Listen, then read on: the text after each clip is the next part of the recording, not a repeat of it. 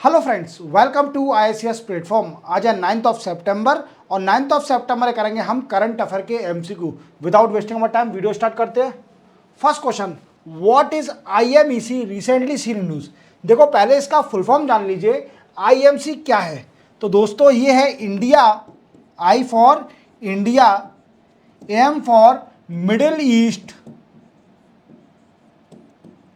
East, E for Europe economic corridor. Clear? ये इसका full form है।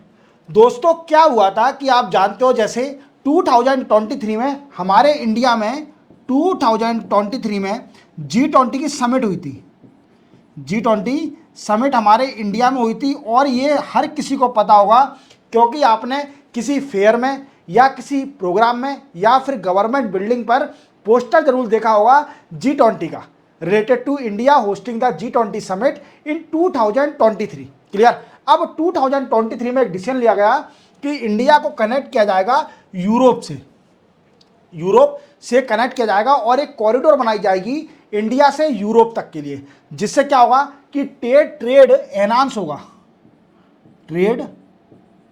एनहांस होगा और कनेक्टिविटी होगी बिटवीन इंडिया यूरोप। क्लियर? बीच में मिडिल ईस्ट भी कवर किया जाएगा। बिना मिडिल ईस्ट के कैसे इंडिया कनेक्ट हो जाएगा यूरोप से? मिडिल ईस्ट को भी बीच में कनेक्ट करना पड़ेगा। तो middle east is a mediator between India and Europe connection. Clear? अब अपन समझते हैं ये कैसे स्टार्ट होगा। तो ये दो पोर्ट से स्टार्ट होगा, एक होगा मुंबई और दूसरा होगा गुजरात, जो मुद्रा से, और एक मुंबई से। यहाँ से जाएगा और यहाँ पर UAE में जबेल अली पोर्ट पर, कहाँ पर जाएगा दोस्तों? जबेल अली पोर्ट पर जाएगा। देन आफ्टर UAE और सऊदी अरेबिया के बॉर्डर पर अल गुफायत पर ये जाएगा। देन आफ्टर इसके बाद सीधे ये सऊदी अरेबिया इंटीरियर में हराद के बाद सीधे रियाद, जो कि कैपिटल है सऊदी अरेबिया की। देन आफ्टर इसराइल और सऊदी अरेबिया के बॉर्डर अल हदीता, कहाँ पर? अल हदीता। देन आफ्टर इसराइल और क्या जो कोस्टल एरिया है हैफा, और देन आफ्टर इसके बाद सीधे जो ग्रीस जाएगा पेरुअस, कहाँ पर? ग्रीस में पेरुअस में जाएगा। तो ये हो गया इंडिया और यूरोपीय corridor. Clear? Middle east connect करना। और IMEC का फुल फॉर्म क्या है? India middle east Europe economic corridor. जैसे आपने सुना होगा कि पाकिस्तान चाइना इकोनॉमिक कॉरिडोर बनना है, जिसमें पाकिस्तान ऑक्युपाइड कश्मीर को भी कवर किया जा रहा है। इंडिया ने इसका कई बार ऑब्जेक्शन उठाया कि पाकिस्तान ऑक्युपाइड कश्मीर इंडिया का इंटीग्रल पार्ट है, आप ऐसे बिना वजह इकोनॉमिकल कॉरिडोर नहीं बना सकते जिसमें जो डिस्प्यूट टेरिटरी है वो कवर करी जाए। क्लियर? पर पाकिस्तान नहीं मान रही है, ना ही चाइना मान रही है। वो इंडिया कुछ ना कुछ नेगेटिव एक्शन लेगी तभी मानेगी, वो पाकिस्तान ऐसे नहीं मानेगी। ठीक है? इंडिया को उनको ठोकना ही पड़ेगा अच्छी तरह, तभी मानेगी। क्लियर? तो क्या है दोस्तों कि ये एक इकोनॉमिक कॉरिडोर है। क्या है दोस्तों? एक इकोनॉमिक कॉरिडोर है और इससे ट्रेड एनहांस होगा। आप समझ गए होंगे, India middle east Europe economic corridor. ये याद रखना, ये बहुत इंपॉर्टेंट है, इसमें मेंशन करके आ सकते हो आप। क्लियर? चलते हैं अपन नेक्स्ट क्वेश्चन पर। नेक्स्ट है, what is the range of अग्नि 4 मिसाइल, सॉरी मिस्टेक हो गई, मेरी टेक्निकल टीम ने मिस्टेक कर दी। Agni 4 missile was test fired by India. देखो अग्नि 4 मिसाइल तो बहुत पहले बन गई थी, बट अभी क्या है, फिर से इसका टेस्ट हुआ है। अब ये पूछ रहा है, अभी लेटेस्ट इसका टेस्ट हुआ है और अभी इसकी रेंज कितनी है, ये पूछ रहा है कि जो अग्नि 4 मिसाइल है इसकी रेंज कितनी है। तो इसकी रेंज है दोस्तों 4000 किलोमीटर। कितनी है? 4000 kilometre. And it can easily target on the territory of China as well as Pakistan. ये टारगेट कर सकती है कहाँ पर? पाकिस्तान और चाइना के अंदर टारगेट कर सकती है। और देखिए ये टू स्टेज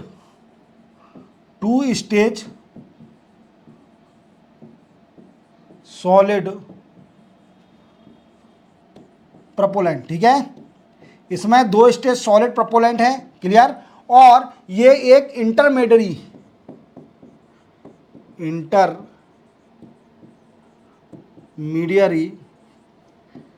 बैलिस्टिक मिसाइल है।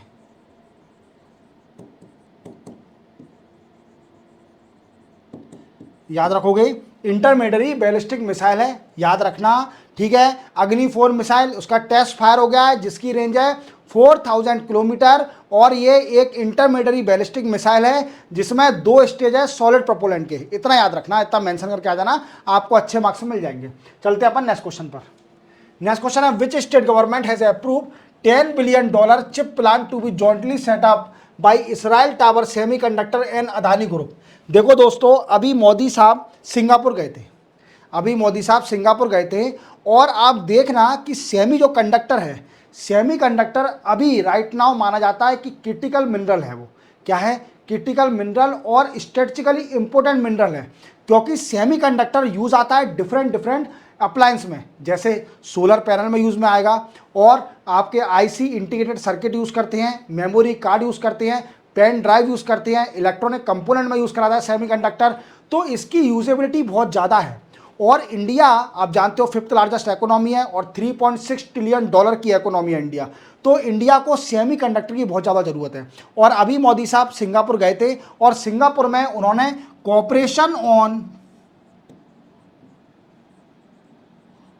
ऑन सेमीकंडक्टर, इस पर एक एग्रीमेंट साइन भी किया था सिंगापुर के साथ। क्लियर? और आप देखिए जितने भी मेमोरी कार्ड और जितने भी सेमीकंडक्टर इक्विपमेंट होते हैं वो हम इंपोर्ट करते हैं यूएसए से, साउथ कोरिया से, ताइवान से। ताइवान में तो बहुत बड़ी इंडस्ट्री है सेमीकंडक्टर मेमोरी कार्ड की। क्लियर? और जापान। क्लियर? अब क्या है दोस्तों, एक और बात याद रखना, अभी क्या हुआ था कि साउथ चाइना सी में कॉन्फ्लिक्ट हो गया था। साउथ चाइना सी में कॉन्फ्लिक्ट हो गया था। इसमें डोमिनेंस करती है चाइना, बोलती है कि ये पूरा जो पार्ट है ओशियन का, साउथ चाइना सी, पूरा पार्ट हमारा, इसमें हमारा डोमिनेंस है। और south China sea play major role approximately 55% of international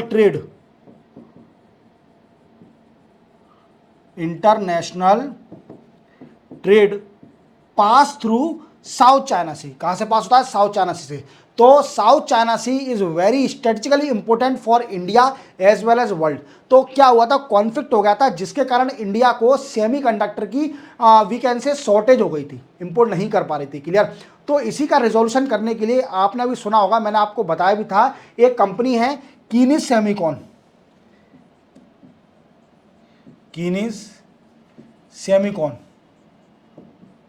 इस कंपनी ने एक गुजरात में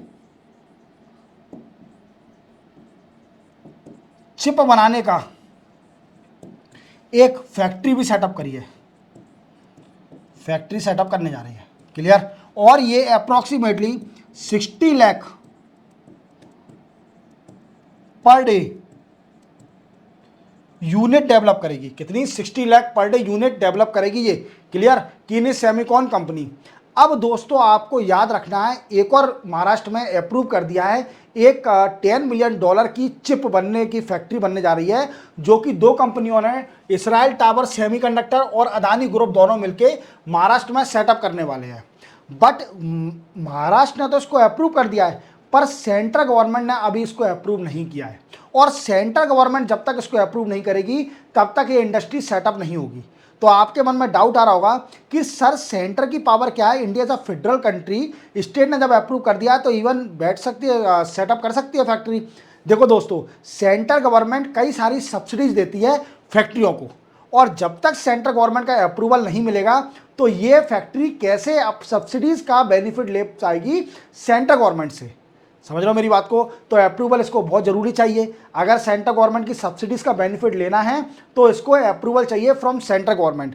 क्लियर? तो क्या है, महाराष्ट्र गवर्नमेंट ने तो अप्रूव कर दिया है, अब सेंट्रल गवर्नमेंट पर डिपेंड है कि ये वी कैन से अप्रूवल देती है कि नहीं देती। एनवायरमेंट क्लियरेंस भी लेना पड़ेगा, वी कैन से अप्रूवल भी लेना पड़ेगा, देन आफ्टर उसके बाद सब्सिडीज मिलेगी, देन आफ्टर सेटअप होगी। अभी महाराष्ट्र ने इसको अप्रूवल दे दिया है। अब वो क्या रीज़न है, अनऑफिशियल देखा जाए तो महाराष्ट्र में इलेक्शन आने वाले हैं, ये भी एक रीज़न हो सकता है इसको अप्रूवल देने का।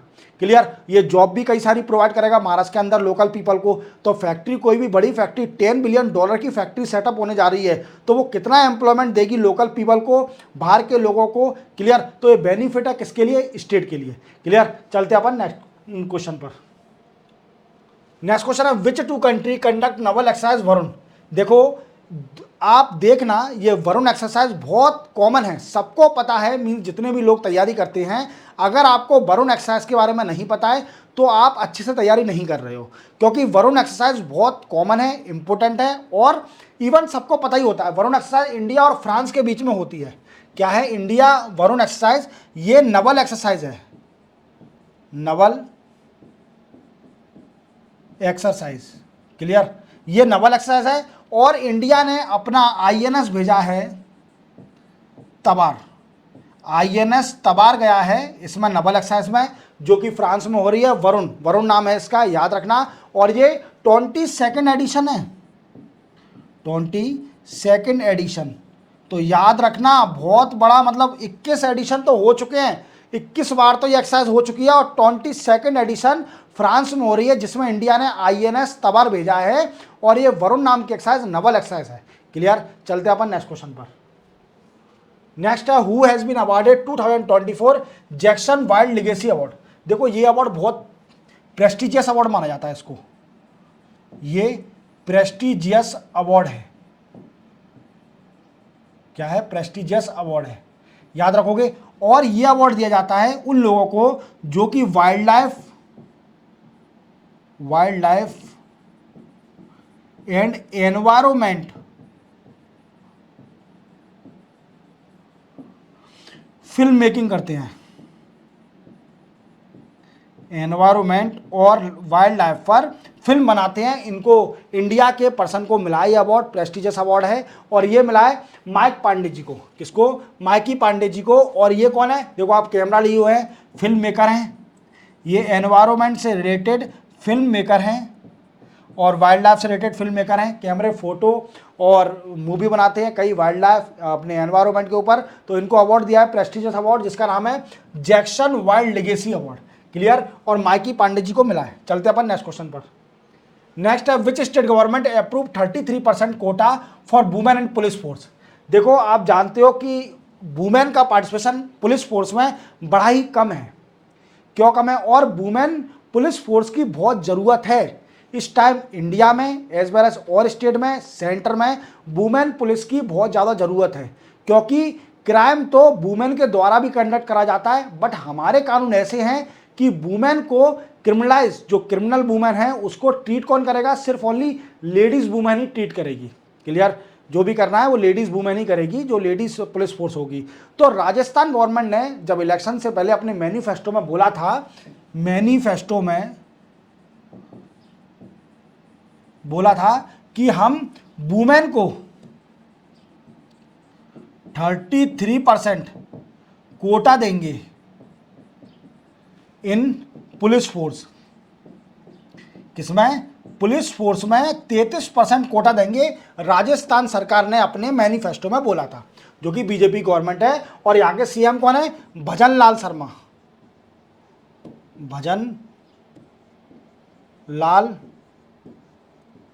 शर्मा, याद रखोगे। भजन लाल शर्मा यहाँ के सीएम है, कहाँ के? राजस्थान के, याद रखना। और बीजेपी गवर्नमेंट है और राजस्थान सरकार ने अप्रूव दे दिया है 33% reservation to women in police force. Clear? चलते हैं अपन नेक्स्ट क्वेश्चन पर।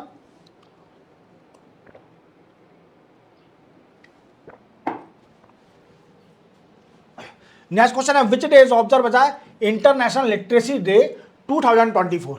तो देखो ये 8 सितंबर को पड़ता है लिटरेसी डे, याद रखना। और इसका मेन मोटिव है awareness, enhance awareness related to literacy. देखो पढ़ाई लिखाई अपनी जगह अलग चीज़ है, पढ़ना लिखना तो आदमी का माइंड डेवलप करती है। अगर आप पढ़े लिखे नहीं हो और पढ़ना नहीं चाहते, आपका इंटरेस्ट नहीं है, तो मैं आपको एक सलाह देना चाहूँगा कि इतना तो कम से कम पढ़ लो कि आप चीज़ों को समझ सको, आप चीज़ों को समझ सको। इस दुनिया में जब तक आपके पास पढ़ाई नहीं है तो आप इस दुनिया के सबसे वीकेंड से कमज़ोर आदमी हो, वीकेंड से सबसे वनरेबल पर्सन है, आपको कोई भी पागल बना देगा। तो पढ़ाई बहुत ज़रूरी है, इवन ग्रेजुएशन तो कर ही लीजिए, जिससे क्या है कि आप इतना आपका माइंड डेवलप हो जाए कि आपको कोई पागल ना बना पाए मूर्ख ना बना पाए, तो आप इतना तो डेवलप हो जाइए, अपनी माइंड को इतना डेवलप कर लीजिए, इतना तो पढ़ाई कर लीजिए ग्रेजुएशन। तो ये डे इसी को अवेयर करने की लोगों को कि लिटरेसी बहुत ज़रूरी है हमारी लाइफ में, लिटरेट होना, एजुकेट होना ये बहुत ज़रूरी है। और 8 सितंबर को इंटरनेशनल डे ये ऑब्जर्व किया जाता है। क्लियर, चलते अपन नेक्स्ट क्वेश्चन पर। नेक्स्ट है recently where was first international solar festival organise. देखो आप मोदी साहब को देख पा रहे होंगे, इन्होंने रिप्रेजेंट किया था अभी इंटरनेशनल सोलर फेस्टिवल, और ये न्यू दिल्ली में हुआ है। कहाँ हुआ है? न्यू दिल्ली में हुआ है। क्लियर। और एक और बात याद रखना है, इंडिया ने एक डिकेड मतलब 10 साल में बहुत बड़ा अचीवमेंट कर दिया। इंडिया एनहांस सोलर एनर्जी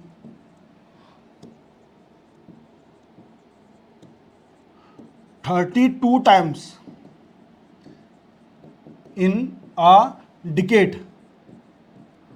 देख रहे हो आप, 10 साल के अंदर इंडिया ने 32 गुना मीन्स 32 टाइम्स अपनी सोलर एनर्जी को एनहांस किया है। और इंडिया का टारगेट भी याद रखना है, इंडिया का टारगेट है 500 gigawatt energy generate bye non fossil fuel. Clear. और ये 2030 तक अचीव करना है। कितना? 2030 तक अचीव करना है ये टारगेट। और इंडिया इस ट्रैक पर है अचीव करने के लिए भी। देखो आप, अचीव करने वाली है इंडिया। और इंडिया पेरिस एग्रीमेंट को भी अचीव करने वाली है। तो देख रहे हो आप, क्लाइमेट चेंज को कितना इंडिया सीरियस ले रही है। Even India is not major responsible for the climate change. India responsible नहीं है, डेवलप कंट्री रिस्पॉन्सिबल है क्लाइमेट चेंज के लिए, क्योंकि सबसे पहले इंडस्ट्रियलाइजेशन डेवलप कंट्री में हुआ था। उन्हीं के कारण ये जो क्लाइमेट चेंज का इफेक्ट है वो लेस डेवलप कंट्री पर इफेक्ट हो रहा है। जो डेवलपिंग कंट्री है उनको ये मजबूरी झेलनी पड़ रही है क्लाइमेट चेंज की। और ये फंड भी कंट्रीब्यूट नहीं करती है डेवलप कंट्रियाँ, कि जो फंड भी यूएन क्लाइमेट फंड में ये फंड दे, ये फंड देने में भी डरती हैं। अब तो इनका फंड का कंट्रीब्यूशन बड़ा ही कम है। देख रहे हो आप कि करा खुद ने गलत है पर साथ नहीं देंगे। ये डेवलप कंट्री की वीकेंड से सबसे बड़ी कमजोरी है। क्लियर। चलते हैं अपन नेक्स्ट क्वेश्चन पर। Praveen Kumar won gold medal in para olympic in Paris 2024 belong to which sports. तो देखो ये प्रवीण कुमार हैं, ये गोल्ड मेडल जीते हैं जो कि पारा ओलंपिक्स चल रहा है पेरिस के अंदर, वहाँ पर अपने इंडियन है। और ये हाई जंप में जीते हैं, high jump T64 final. Clear. T64 final में गोल्ड मेडल जीते हैं, तो बहुत बड़ा अचीवमेंट है कि गोल्ड मेडल जीत के लाया पारा ओलंपिक्स में। क्लियर। चलते अपन नेक्स्ट क्वेश्चन पर।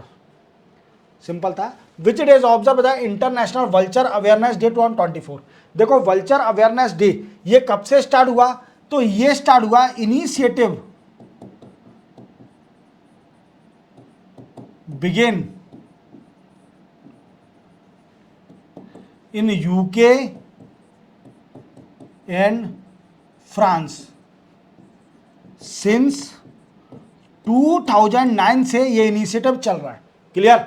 और ये फर्स्ट सैटरडे ऑफ सितंबर को मनाया जाता है। मींस सितंबर के महीने में जो पहला सैटरडे बनाया जाएगा वो उसी दिन को मानेंगे हम वल्चर अवेयरनेस डे। मींस इस बार सितंबर में जो सैटरडे पड़ा था वो 7 सितंबर को पड़ा था। क्लियर। याद रखोगे तो परसों था ये vulture awareness day, international vulture awareness day, क्योंकि फर्स्ट सैटरडे ऑफ सितंबर को मनाया जाता है। चाहे वो 1 को पड़े 2 को पड़े, ये बात कोई नहीं बताएगा आपको, सिर्फ डेट बताएगा। मैं बता रहा हूँ vulture awareness day first Saturday of September month में पड़ता है, ना कि 7 सितंबर को पड़ता है। क्लियर। चलते अपन नेक्स्ट क्वेश्चन पर। नेक्स्ट और लास्ट क्वेश्चन है, which ministry hosted Khel Utsav 2024 from August 27 to 30 August at Major Dhyanchand and Jawaharlal Nehru stadium in New Delhi. ये पूछ रहे हैं कि किस मिनिस्ट्री ने खेल उत्सव 2024 होस्ट किया है, कहाँ पर? जवाहरलाल नेहरू स्टेडियम और मेजर ध्यानचंद स्टेडियम के अंदर, न्यू दिल्ली के अंदर। क्लियर। और ये 27 अगस्त से 30 अगस्त तक चला था। और ये होस्ट कराया ministry of information and broadcasting, ministry of information and broadcasting. और ये मिनिस्टर कौन है? अश्विनी वैष्णव। अश्विनी वैष्णव। तो याद रखना अश्विनी वैष्णव 3 मिनिस्ट्री होल्ड करे हैं। सबसे पहली ministry of railway, ministry of railway. Second है ministry of electronic, ministry of electronic and information technology.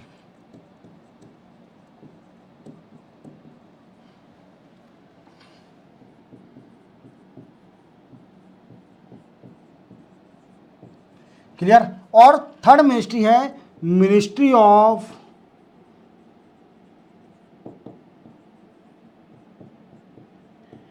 Information and broadcasting. Clear. तो अश्विनी वैष्णव 3 मिनिस्ट्री को होल्ड करे हैं और ministry of information and broadcasting ने खेल उत्सव होस्ट किया था। कहां पर? Major Dhyanchand and Jawaharlal Nehru stadium में। क्लियर। इसी के साथ 9 सितंबर के करंट अफेयर के एमसीक्यू कंप्लीट होते हैं। चैनल को सब्सक्राइब और बेल आइकन प्रेस करना ना भूलना। मिलते हैं हम 10 सितंबर को नए करंट अफेयर एमसीक्यू के साथ। तब तक के लिए जय हिंद।